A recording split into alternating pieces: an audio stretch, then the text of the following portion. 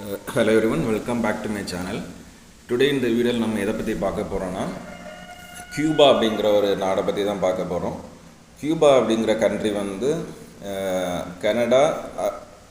கனடாவுக்கும் அமெரிக்காவுக்கும் இடையில் அந்த கரீபியன் ஐலாண்டை ஒட்டி ஒரு கடல் பகுதியில் வரக்கூடிய ஒரு வால் மாதிரி இருக்கும். அப்படிப்பட்ட ஒரு ஷேப்பில் வரக்கூடிய ஒரு தீவு தான். இது தீவாக இருந்தாலும் கொஞ்சம் பரப்பளவில் இது வெஸ்ட் இண்டீஸை விட கொஞ்சம் பெரிய ஒரு தனி நாடாக சொல்லலாம். அந்த மாதிரிப்பட்ட ஒரு அமைப்பு உண்டு.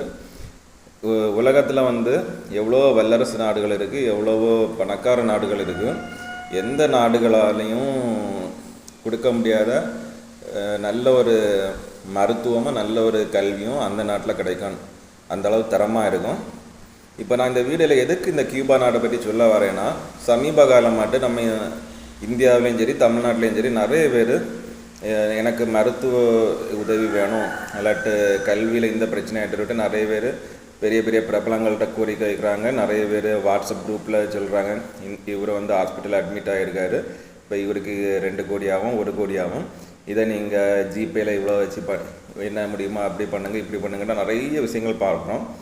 இதில் வந்து இன்ட்ரெஸ்டிங் ஃபேக்ட் என்னென்னா, உலகத்தில் வந்து கியூபா அப்படிங்கிற நாட்டில் மட்டும் கல்வி மற்றும் மருத்துவம் இந்த 2 விஷயத்துக்கும் ஃப்ரீ ஆஃப் காஸ்ட்டு இவ்வளோத்துக்கும். அது வந்து ஒரு மிடில் கிளாஸ் எக்கனாமி உள்ள கண்ட்ரின்னு கூட சொல்ல முடியாது. இந்த ஏழை லெவலில் இருப்பாங்கள்ல, அதோட கொஞ்சம் டெவலப் ஆகி எப்படி வராங்கல்ல, அந்த மாதிரிப்பட்ட ஒரு கண்ட்ரி தான் கியூபா.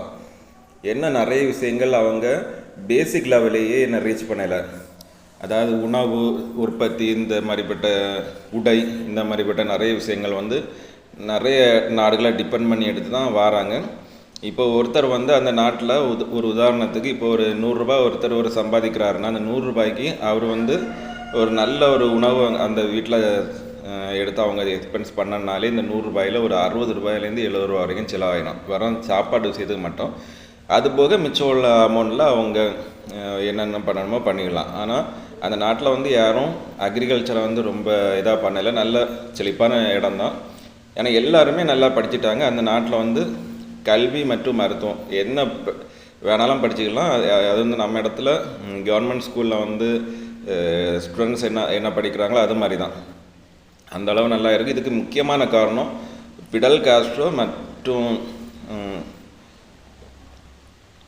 சேகுவேரா அப்படிங்கிற 2 தலைவர்கள் தான்.